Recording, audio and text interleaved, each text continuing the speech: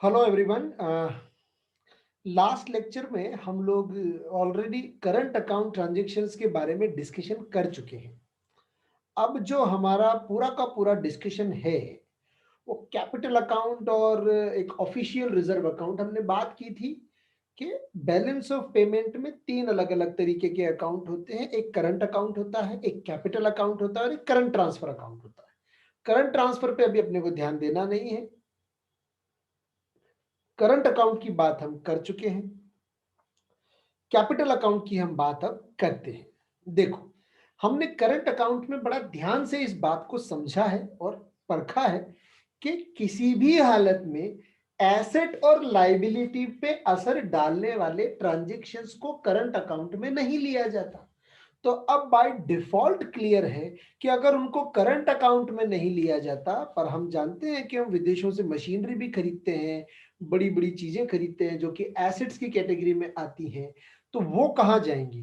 तो ऐसा कोई भी ट्रांजैक्शन जो एक देश दूसरे देश के साथ कर रहा है, एक कंट्री के लोग दूसरी कंट्री के लोगों के साथ में कर रहे हैं, और उसमें अगर कोई एसेट या लाइबिलिटी का क्रिएशन हो रहा है, मतलब अगर एसेट और लायबिलिटी पे इंपैक्ट आ रहा है, तो वो सारे ट्रांजैक्शंस कहां जाएंगे? वो सारे ट्रांजैक्शन कैपिटल अकाउंट ट्रांजैक्शन का हिस्सा बनेंगे। अब कैपिटल अकाउंट ट्रांजैक्शन का हिस्सा कब बनेंगे ये हमको क्लियर है, जब एसेट एंड लायबिलिटी के स्टेटस पे कोई इंपैक्ट आता है। अब वही वापस जैसे हमने करंट अकाउंट में कहा कि करंट अकाउंट ट्रांजैक्शन फ्यूचर पे कोई क्लेम क्रिएट नहीं करते, लेकिन कैपिटल अकाउंट ट्रांजैक्शन फ्यूचर पे क्लेम क्रिएट करेंगे।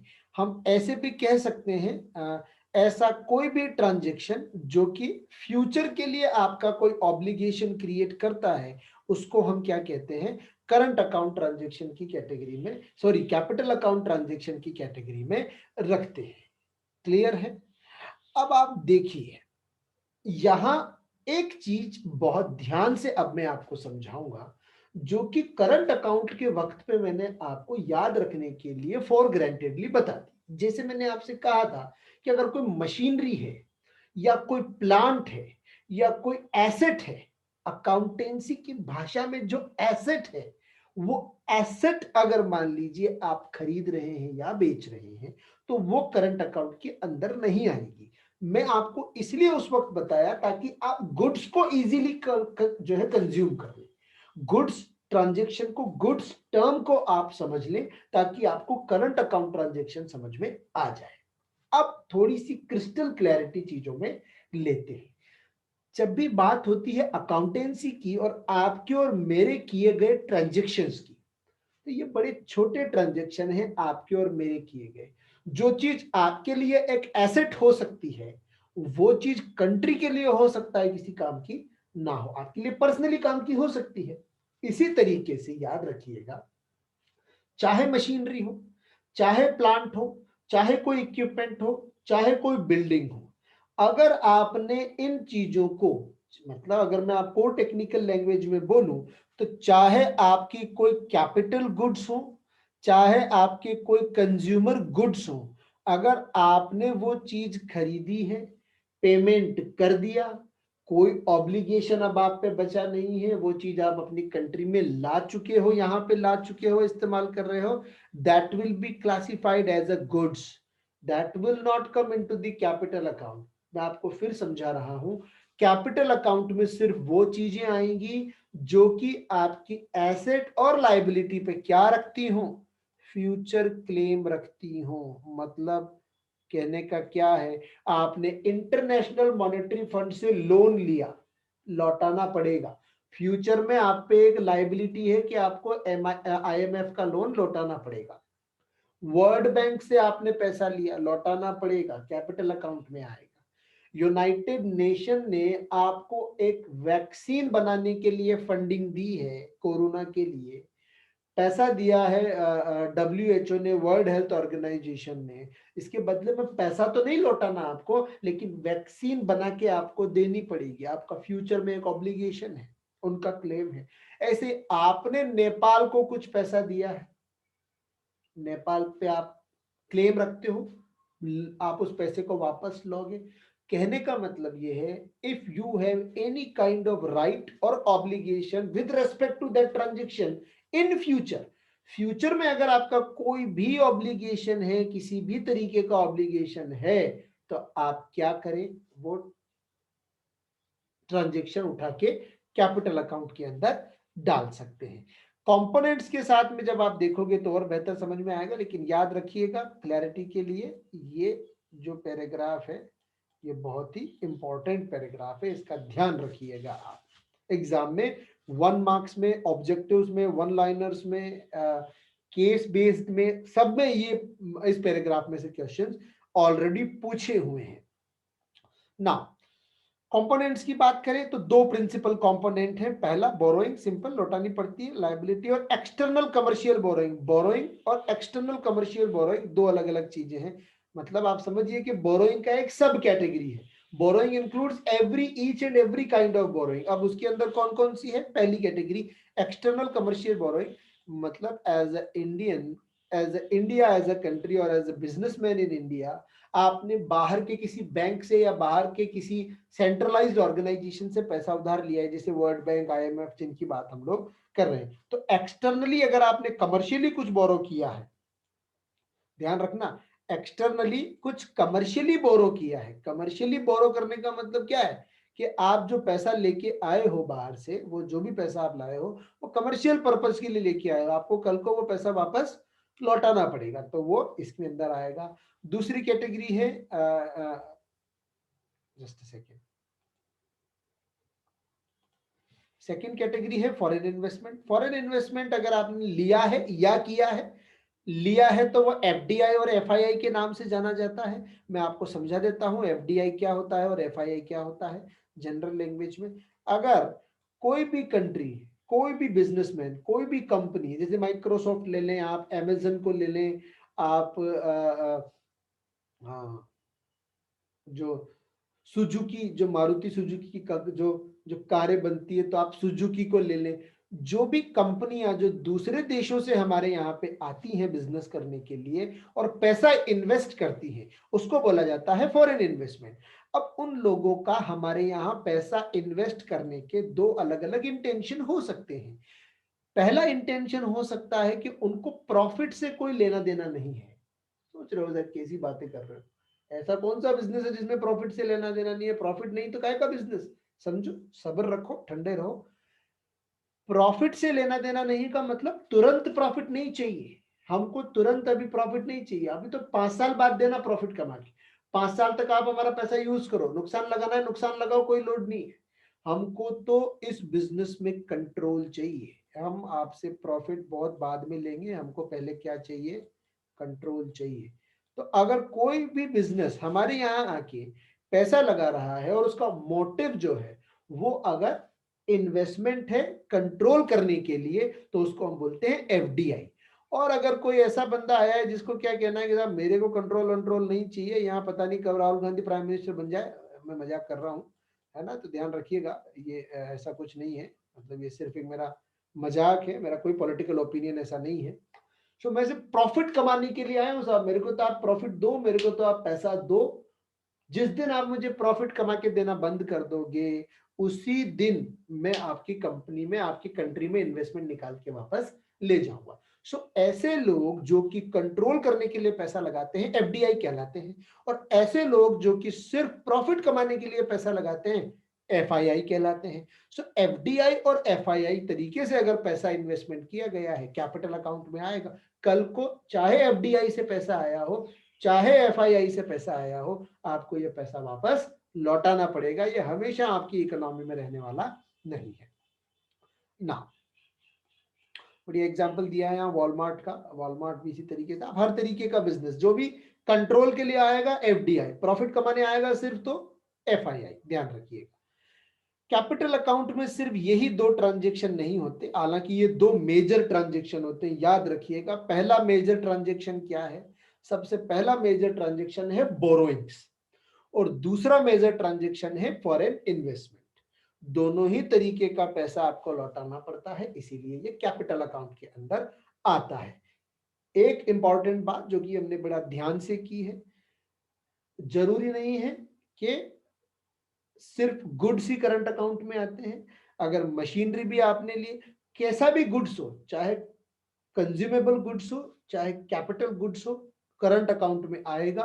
करंट अकाउंट के अंदर ना आके और कैपिटल अकाउंट में सिर्फ कौन से ट्रांजेक्शन आएंगे?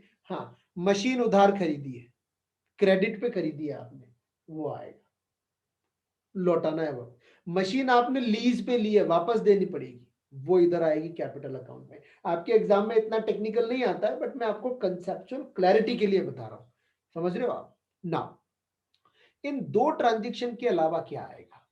बोरोइंग्स और फॉरेन इन्वेस्टमेंट के अलावा और क्या चीज है जो कि कैपिटल अकाउंट में आएगी सर? सबसे पहली है एनआरआई का डिपॉजिट। अब ये इंपॉर्टेंट है, देखो इन चीजों को बड़ा ध्यान से समझना, क्योंकि इनमें बहुत माइन्यूट से कॉन्सेप्ट है, बड़ी छोटी छोटी सी ऐसी बातें हैं जिनसे मिस्टेक हो जाती है। देखो, एनआरआई डिपॉजिट मतलब जो नॉन रेजिडेंट इंडियन है, जो दूसरे देश का है। अब एनआरआई हमारे यहाँ पे दो तरीके से पैसा भेज सकता है। एक तो आप उसकी फैमिली मेंबर हो, आपके अकाउंट में उन्होंने पैसा ट्रांसफर किया है, तो वो करंट ट्रांसफर है।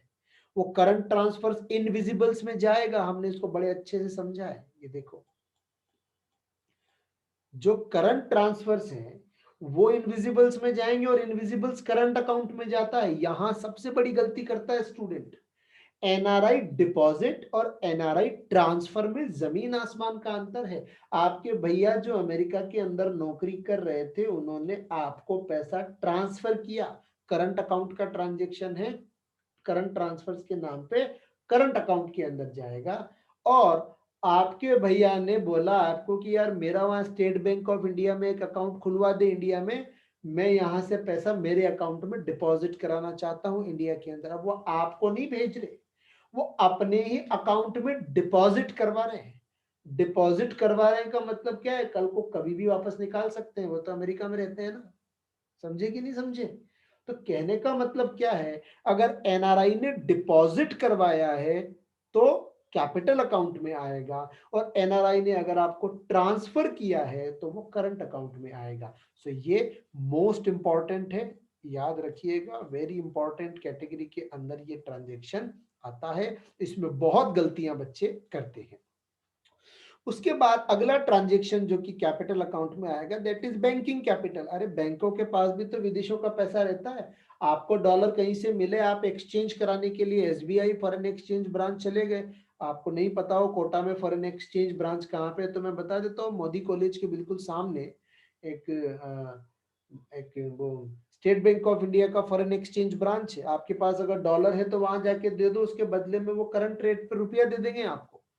कहने का मतलब क्या है, बैंकों के पास जो विदेशों की फंडिंग या विदेशों का फंड रखा हुआ है, बैंकों ने अपने पर्सनल सेटलमेंट के लिए, अगर मान लीजिए स्टेट बैंक ऑफ इंडिया ने एचएसबीसी से कोई पैसा लिया हुआ है कि यार हमको थोड़े टाइम के लिए आप इतने डॉलर दे दो, कल को वापस लौटा देंगे, तो ये जो बैंकिंग कैपिटल है, इस बैंकिंग कैपिटल को भी कैपिटल अकाउंट ट्रांजेक्शन के अंदर लिखा जाता है। याद रखिएगा, जब बैंकिंग कैपिटल को हम लेंगे तो एनआरआई डिपॉजिट्स को काउंट नहीं करेंगे, क्योंकि एनआरआई डिपॉजिट को ऑलरेडी सेपरेटली काउंट कर चुके हैं, तो डबल काउंटिंग नहीं करेंगे, एक बार ऑलरेडी गिन चुके हैं।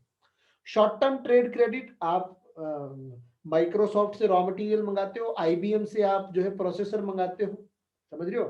तो आप वो जो प्रोसेसर मंगाते हो उधार मंगाते हो कि सर कल को ये कंप्यूटर बना के बेचेंगे और फिर आपसे ले लेंगे, आपको पेमेंट कर देंगे, समझ रहे हो?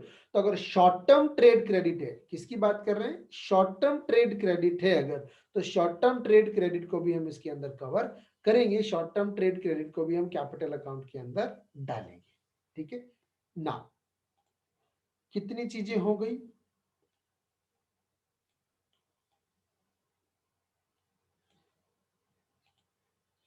कितनी चीजें हो गई?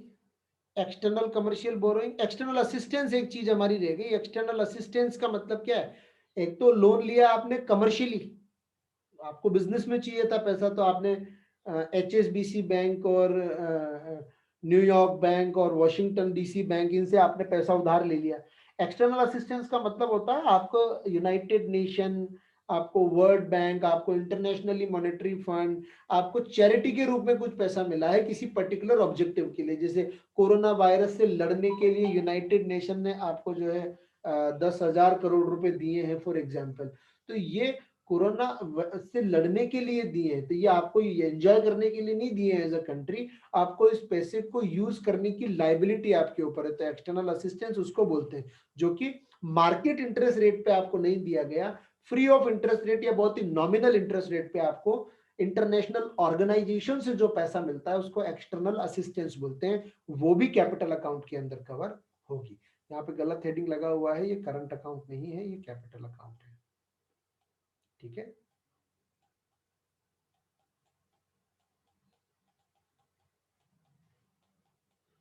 ना ऐसे ही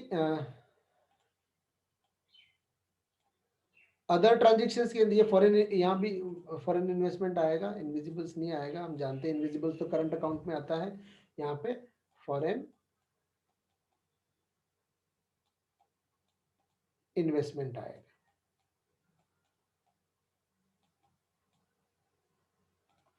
ठीक है, तो यहाँ पे फॉरेन इन्वेस्टमेंट आएगा और यहाँ पे जो है ऊपर हमने देख ही लिया ना। फॉरेन इन्वेस्टमेंट में दो चीजें आती है, एफआईआई और एफडीआई, इनको हम अच्छे से समझ चुके हैं। इसके अलावा कैपिटल अकाउंट में क्या आता है, इसके अलावा एनआरआई डिपॉजिट्स का ट्रीटमेंट हमने समझा, हमने ये भी देखा कि एनआरआई डिपॉजिट्स को लेके बड़ा इंपॉर्टेंट मामला है। अगर ट्रांसफर है तो करंट अकाउंट में जाएगा, डिपॉजिट है तो कैपिटल अकाउंट में आएगा। Banking capital excluding the NRI deposit हम बात कर चुके हैं, और शॉर्ट टर्म क्रेडिट को भी इसमें शामिल किया जाएगा।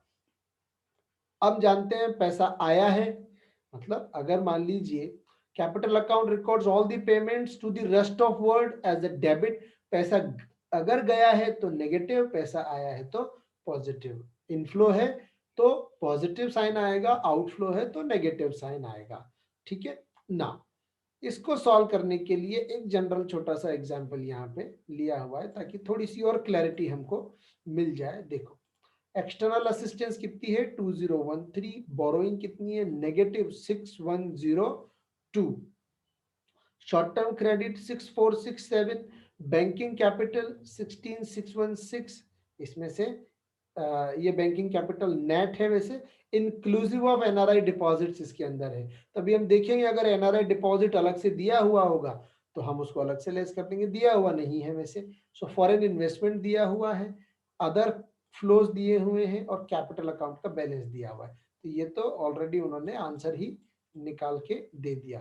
देखो 20136467 एंड 43 एंड 7, इनको हम ऐड करेंगे तो 43 7 50 56 58 ये होता है। इसमें से हमने माइनस कर दिया, सो 58 में से 6, सो 52, 52 and 16 it's 36, okay 36, so that is 36 around हमारा जो आंसर आता है। सो आप समझिए कैपिटल अकाउंट के अंदर मोटे मोटे तौर पे अगर मैं बोलूं तो 7 चीजें आती है। एक्सटर्नल कमर्शियल बोरोइंग आएगी, एक्सटर्नल असिस्टेंस आएगा, उसके बाद एफडीआई आएगा, एफआईआई आएगा, कमर्शियल बैंक्स के अंदर जो डिपॉजिट है वो आएगा, एनआरआई का डिपॉजिट आएगा, और उसके अलावा शॉर्ट टर्म क्रेडिट आएगा। ये जो अदर फ्लोज है इसके अंदर बाकी चीजें आ गई। इस अदर फ्लो को लेके कंफ्यूज मत हो जाना, अदर फ्लो मतलब रिलेटेड टू कैपिटल अकाउंट है, ऐसा मत सोचना कि सर अदर फ्लो के आगे तो कुछ दिया ही नहीं है। अगर क्वेश्चन में हमको दिया है, क्वेश्चन पूरा अगर कैपिटल अकाउंट बनाने का है तो वो अदर फ्लो भी हमको जो है कैपिटल अकाउंट से रिलेटेड ही ट्रीट करने पड़ेगी। सो करंट अकाउंट का हमने बैलेंस निकाल लिया, कैपिटल अकाउंट का बैलेंस हमने निकाल लिया। अब हम नेट बैलेंस निकालेंगे, overall balance of the payment. Overall balance of the payment जो है इसके अंदर 3 चीजें शामिल होती है, current account, capital account and errors and omission. तो याद रखना एरर्स एंड ओमिशन जो है, क्योंकि पूरे देश के ट्रांजेक्शन हम ले रहे हैं, कुछ चीजें हमसे छूट सकती है, तो ये एक एक्सपेक्टेड वैल्यू होती है, इसको कैलकुलेट नहीं किया जाता अकेडमिकली, ये हमेशा रिकमेंडेड होती है, गिवन होती है, इनको हमको कैलकुलेट नहीं करना। सो एरर्स एंड ओमिशन जो करंट अकाउंट और कैपिटल अकाउंट में अगर मान लीजिए कोई ट्रांजेक्शन रिकॉर्ड होने से रह गया तो उसकी चीजों को इसमें शामिल किया जाता है। सो ओवरऑल बैलेंस जब हम निकालेंगे तो करंट अकाउंट का बैलेंस ले लेंगे, उसमें कैपिटल अकाउंट जोड़ देंगे और उसमें एरर्स एंड ओमिशंस को जोड़ देंगे। जैसे हमने करंट अकाउंट का क्वेश्चन किया था, आपको याद आता हो तो, और करंट अकाउंट के क्वेश्चन में जो हमारा करंट अकाउंट का बैलेंस था वो 15,296 आ रहा था, अभी अभी हमने कैपिटल अकाउंट देखा उसको 36,482 हमारा बैलेंस आ रहा है, और इसके बाद 364 एक एक्सपेक्टेड वैल्यू, ताकि राउंड फिगर में आंसर हमारा बन सके। ये हमारा बैलेंस ऑफ पेमेंट का एग्जैक्ट एक्यूरेट वैल्यूएशन है। अब एक चीज बचती है छोटी सी, जिसका नाम है ऑफिशियल रिजर्व अकाउंट। इस ऑफिशियल रिजर्व अकाउंट को याद रखिएगा, इसको फॉरेक्स अकाउंट भी कहा जाता है और इसको आरबीआई डिपॉजिट अकाउंट भी कहा जाता है। बहुत आसान चीज है, आप समझिए, हमारे देश में जितना भी फॉरेन एक्सचेंज आता है वो बैंकिंग सिस्टम के थ्रू लोगों के पास आके, फिर बैंकों में आके, और एंड ऑफ द डे कहां पहुंचता है? आरबीआई के पास पहुंचता है। हमने जब बैंकिंग चैप्टर पढ़ा था तो बताया भी था कि custodian of the foreign exchange कौन होता है?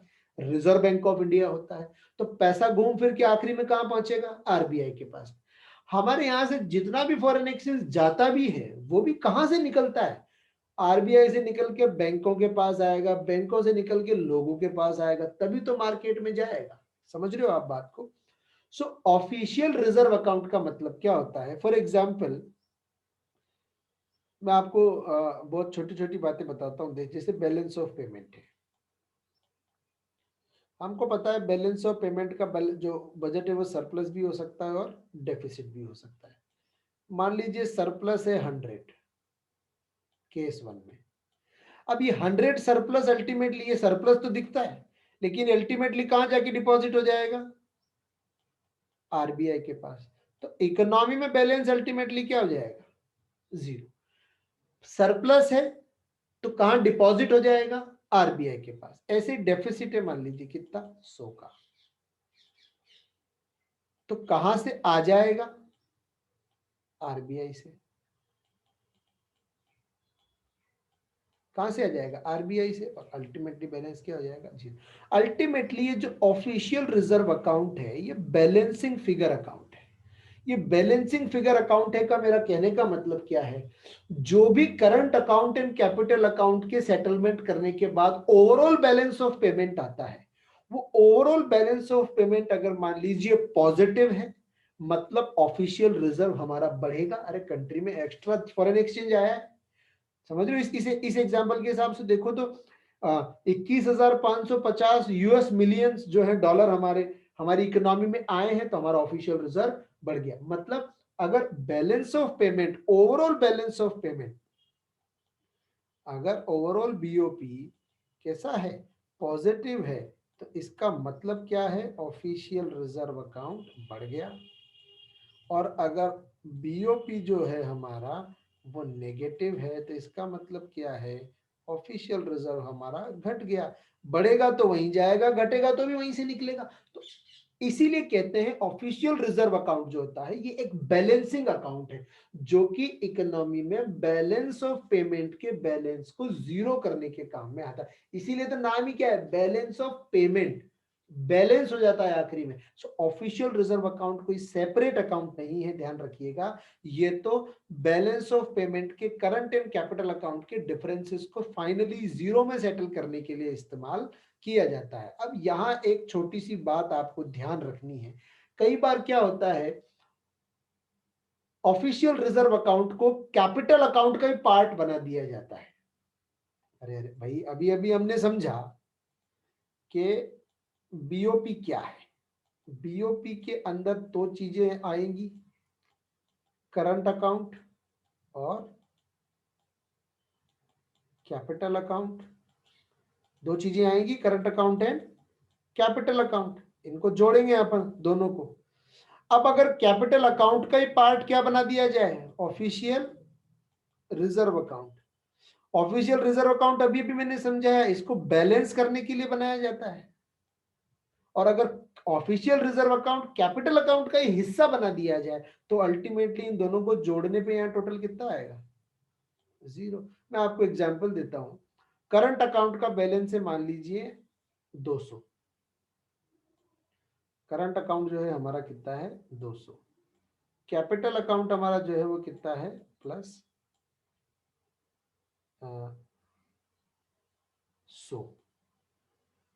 ठीक है, तो ऑफिशियल रिजर्व कितना हो जाएगा, -300। अल्टीमेटली यहां बैलेंस कितना आएगा, 0। आप समझ रहे हो, मतलब ऑफिशियल रिजर्व में कितने रुपए चले गए। अब ऑफिशियल रिजर्व में जब पैसा जाता है तो गवर्नमेंट क्या एंट्री करती है, हमारे पास से तो गए, गए मतलब माइनस साइन। ऐसे अगर मान लीजिए ये क्या था, -200 और -100, ये नहीं होता यहाँ पे, ये माइनस होता, तो ये क्या हो जाता, ये +300 कि साहब -200 और -100 मतलब माइनस का 300 हमारा आउटफ्लो है फॉरेन एक्सचेंज का। कहां से आया, रिजर्व बैंक से आया, तो गवर्नमेंट कहेगी हमारे पास तो आया, आया है तो मतलब प्लस है। तो official reserve account is a dummy account, जो कि बैलेंस ऑफ पेमेंट को बैलेंस करने के लिए बनाया जाता है। ये बात आप ध्यान रखिएगा, इंपॉर्टेंट है। नाउ जैसे ये क्वेश्चन है, एक्सपोर्ट हमको दे रखा है, इंपोर्ट हमको दे रखा है, तो ट्रेड बैलेंस आ गया हमारा 112,442। इनविजिबल्स हमको दिए हुए थे 97,147। सो करंट अकाउंट का बैलेंस कितना आ गया, वन, ये माइनस और ये प्लस को इन दोनों को सेट किया तो ये आ गया, हम जानते हैं 15,296। तो कैपिटल अकाउंट का बैलेंस हमने अभी अभी पिछले क्वेश्चन में देखा, एरर से नॉमिशन देखा, तो ओवरऑल बैलेंस कितना आ गया, 21,550 पॉजिटिव था। तो देखो जैसे ही पॉजिटिव हुआ ऑफिशियल रिजर्व में कितना चला गया, 21,550। अल्टीमेटली बैलेंस कितना हो जाएगा इसका, 0 हो जाएगा। तो ये बात हमको ध्यान रखनी है, इंपॉर्टेंट है। ये चीजें current account, capital account, current account, capital account के बाद ऑफिशियल रिजर्व का क्या मामला है। अब एक टॉपिक और है, that is equilibrium and disequilibrium in the balance of payment. इसको हम नेक्स्ट लेक्चर में करेंगे। Equilibrium and disequilibrium of the balance of payment को कर लेने के बाद में कुछ छोटी मोटी चीजें हैं जो कि डिफरेंस बिटवीन जैसे कंसेप्ट है, balance of trade and balance of payment और ये सारी चीजें, तो ये तो नोट्स में है भी सही, और जो इनमें से काम की चीज होगी वो मैं आपको समझा दूंगा। Till then stay at home, stay safe, take care. Exam idea लाइए, हम ऑनलाइन लाइव क्लास के थ्रू इसको कवर करेंगे, सारे क्वेश्चंस को हम रोजाना एक चैप्टर के क्वेश्चंस कवर करेंगे। नेशनल इनकम के लगभग सारे क्वेश्चंस मैं आपको पहले करवा चुका हूं, उसको दोबारा नहीं करेंगे, ध्यान रखिएगा। बाकी की सारे चैप्टर जो है, चाहे इंडियन इकोनॉमी के हो चाहे किसी के भी हो, रोज का एक चैप्टर कवर करेंगे डेली। सो अगले 15 से 20 दिन में हमारा पूरा का पूरा जो है क्वेश्चंस के साथ में और कंटेंट के साथ में सब कुछ कवर हो जाएगा। Till then thank you very much.